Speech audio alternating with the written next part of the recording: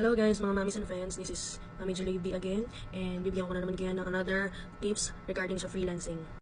So kung kahapon ang tinalakay ko sa inyo is yung advantage ng freelancing o advantage ng pagiging freelancer, ngayon naman ang tatalakayin ko naman sa inyo ay yung disadvantage of freelancing.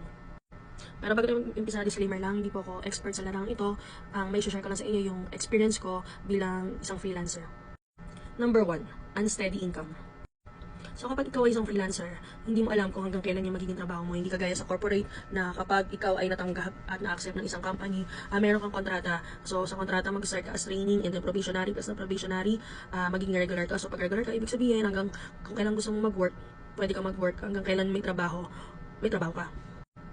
Pag freelancer ka naman, hindi mo alam kung hanggang kailan lang. May mga times na minsan hindi ka nakakabuo ng isang buwan, may time naman na 2 months, tanggal ka na, may times naman na almost a year. So, depende talaga doon sa kailangan ng isang client. Lalo na kung yung mga client mo ay mga startups company pa lang. So, hindi pa stable yung kanilang company. So, pag nalugi sila, ayun, tanggal ka agad. So, may time din na kapag hindi nila nagustuhan yung ginawa mo, maalis ka agad kahit ayaw mo.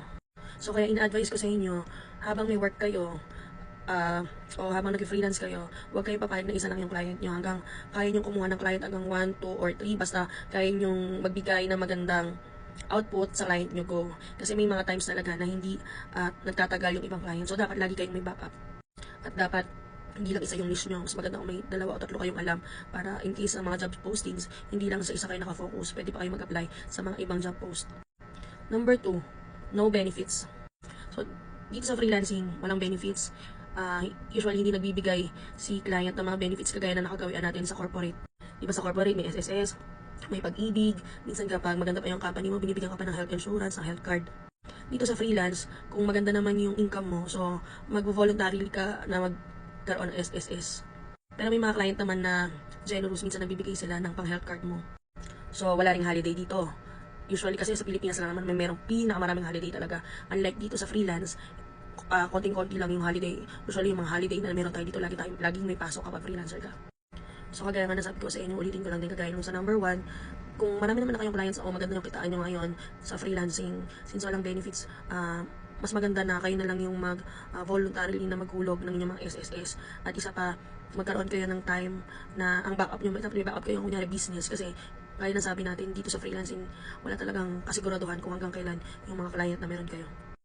Number 3, alone time. So, kung kayo po ay mga extrovert na tao, syempre, kapag nag-freelance kayo, mag-isa lang kayo nagtrabaho sa bahay nyo. So, wala ka nang ibang nakita kundi itong buong bahay.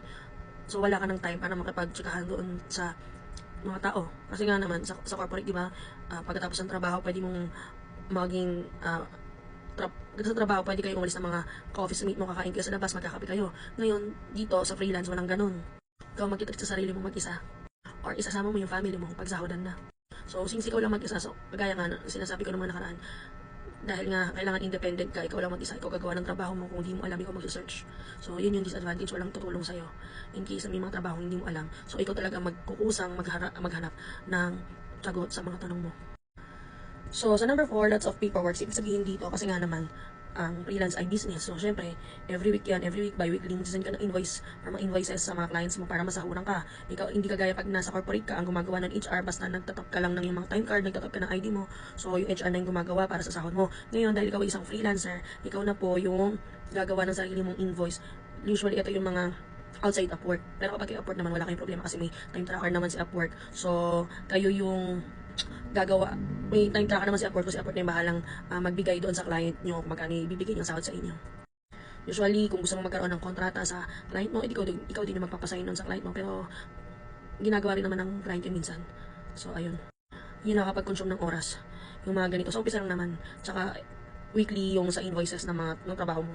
Pero kung meron naman kayong, may iba namang company or may ibang client naman na nagpapagamit ng mga time tracker, kagaya niya ng mga time doctor, ayan. So, magkukusa naman na mas madali namang i-ano yung mga invoice nyo, yung oras ng pinasok nyo. So, madali kayo masasahuran.